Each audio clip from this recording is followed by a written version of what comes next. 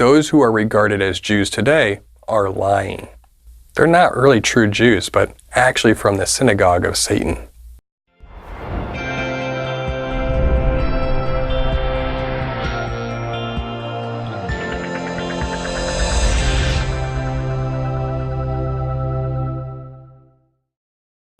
So where do black Hebrew Israelites get this idea that they are the true Jews or true descendants of the lost tribes of Israel? This belief is primarily based on a misinterpretation of Deuteronomy chapter 28, verse 68. Deuteronomy 28.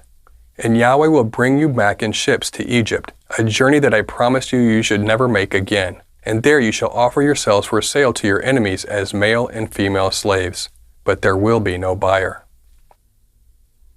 What's ironic about the use of this verse by black Hebrew Israelites is that it completely undermines their entire theology.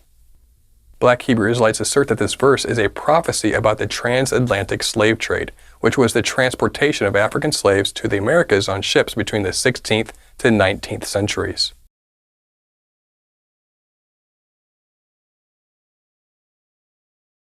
What do we mean? First, there's no reason to assume that every single curse listed in Deuteronomy has come to pass. But even if we grant that premise, Africans are the one group of people we know this verse cannot apply to. The verse says, "You will sell yourself." The African slaves in the transatlantic slave trade didn't sell themselves. They were horrifically kidnapped and then sold against their will. The verse also says, "But there will be no buyer." Obviously, this does not apply to Africans during the transatlantic slave trade, since they had buyers from all around the world. The entire foundation of black Hebrew Israelite theology is undermined by their own proof text. If we take Deuteronomy 28 verse 68 seriously, then it cannot apply to African slaves during the transatlantic slave trade. It simply doesn't work according to the text. But why is this even an issue? Why do black Hebrew Israelites try to find some sort of scriptural basis for identifying themselves as the physical descendants of the lost tribes of Israel? Do they think it gives them some kind of superior status in God's kingdom? That God loves them more or something?